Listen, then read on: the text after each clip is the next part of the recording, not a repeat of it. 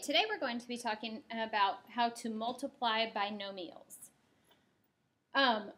First, FOIL represents first, outer, inner, last. I'm going to explain that in a minute. I'm going to actually explain each of these two different ways.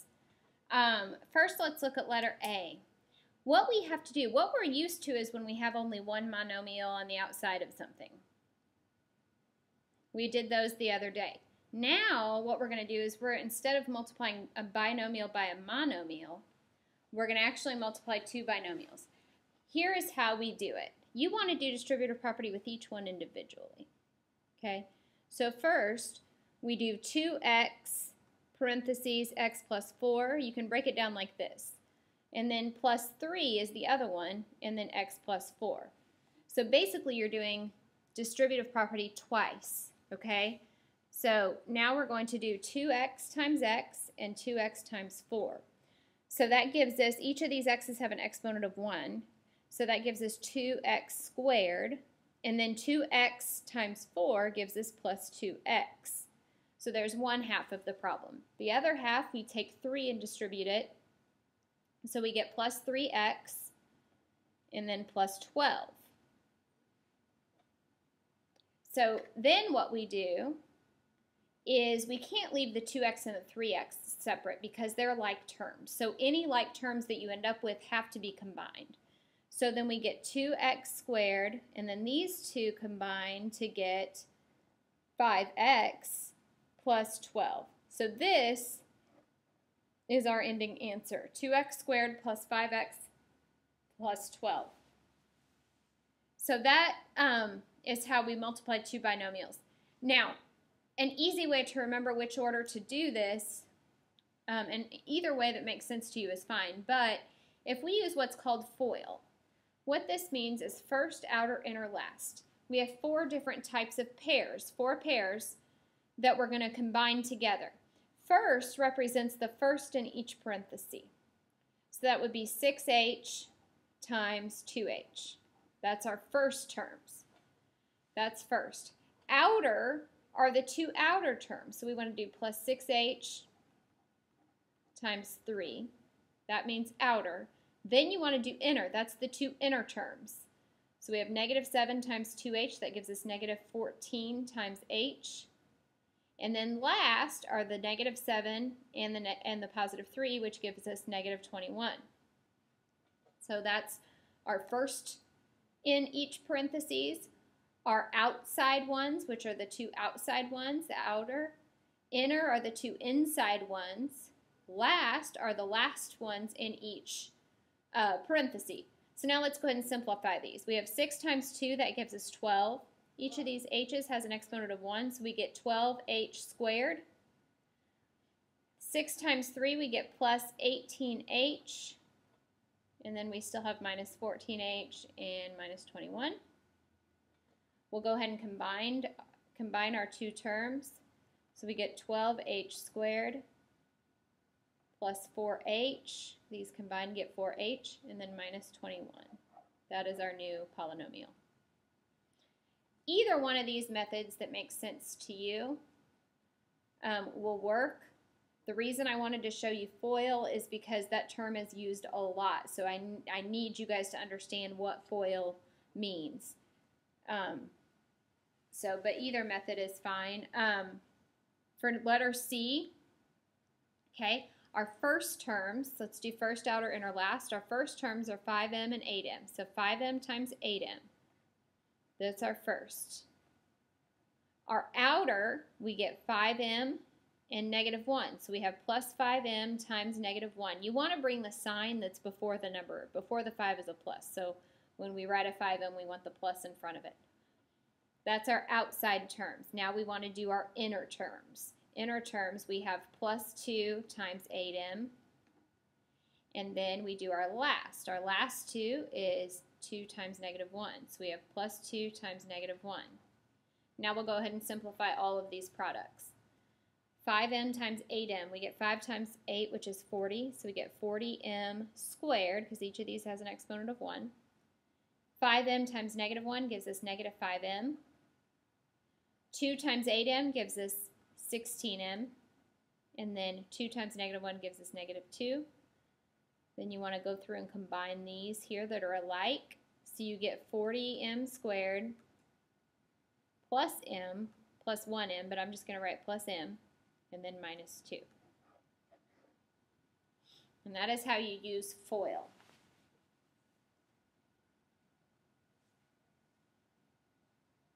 Okay? Now let's look at this one. I'm going to do this without having to put this step in. Okay, so I'm going to take 9a times 7a. 9 times 7, we get 63. A times a gives us a squared. That's our first terms. First. Outer, we do 9a times 4. So we have plus 9a times 4. 9 times 4 gives us 36, and then we have an a. The two inner terms, we have negative 8 times 7a. Negative times positive gives you negative. 8 times 7 is 56. And then we have an a. Our last terms, we have negative 8 times 4.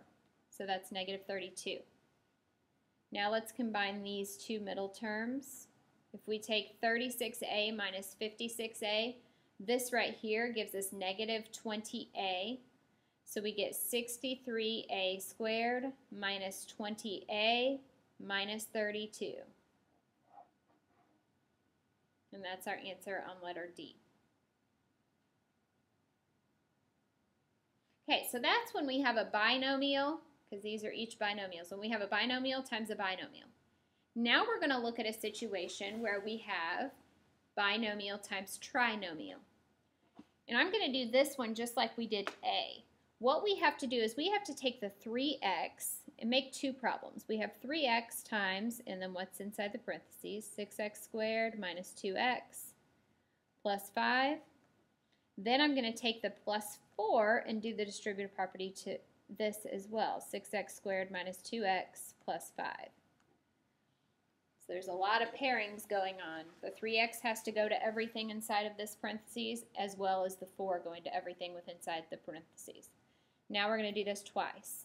So we have 3x times 6x squared. 3 times 6 gives us 18, and then we get x cubed because there is a 1 here. Okay.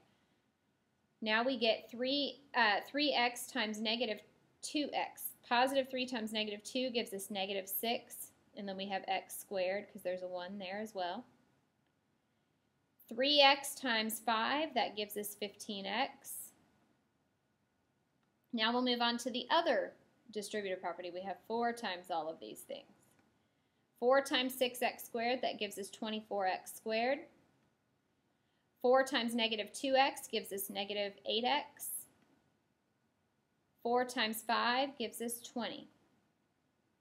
Now, we need to be careful here. We need to go through and put together the things that are alike.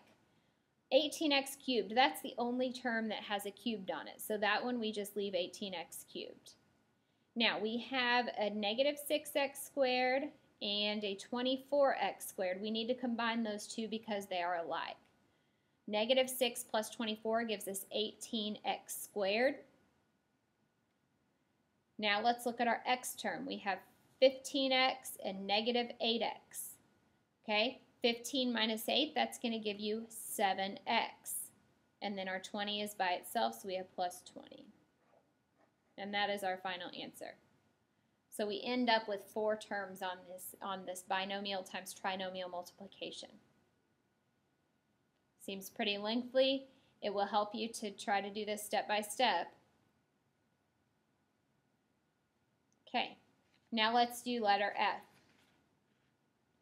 Do one more of these, and then you guys will be able to practice tomorrow. So right now we're going to take the 4b and we're going to multiply it by everything inside those parentheses. B cubed plus 6b plus 3. Then we take negative 2. I put a negative here because that negative goes with the 2. It's not really a minus sign. It kind of doubles as a minus sign and a negative to the 2. So then we have, again, b cubed plus 6b plus 3. Now we'll go ahead and do each of these multiplications. 4b times b cubed. There's a 1 on that b. So we have 4b to the 4th. Then we have 4b times 6b. That's going to be 4 times 6 gives us 24. And then b squared because there's a 1 on that b as well. 4b times 3, that gives us 12b. So there's our first group. Second group, we have negative 2 times b cubed. That's just going to be negative 2b cubed. Negative 2 times 6b, that's negative 12b. And then we have negative 2 times 3, that gives us negative 6. So now that we do all of our multiplication, now what you want to do is take the like terms. Let's see, we have 4b to the fourth is by itself, 4b to the fourth. There's only one cubed term. I'm going to put that one next because remember when we write polynomials, we want them in standard form, biggest to smallest degree. So we want to do negative 2b cubed. Now we'll look at the squared term. The squared term, the only squared term we have is 24b squared. So that one's done. I'm going to cross these off as I go so we can keep track. Now we have 12b and negative 12b. One's positive, one's negative. These are just going to cancel out. We have nothing left there. And then we have negative 6. And that is how you multiply a binomial times a trinomial. If you have any questions about the video, please be sure to ask me in class tomorrow. Thank you for watching. Have a nice day.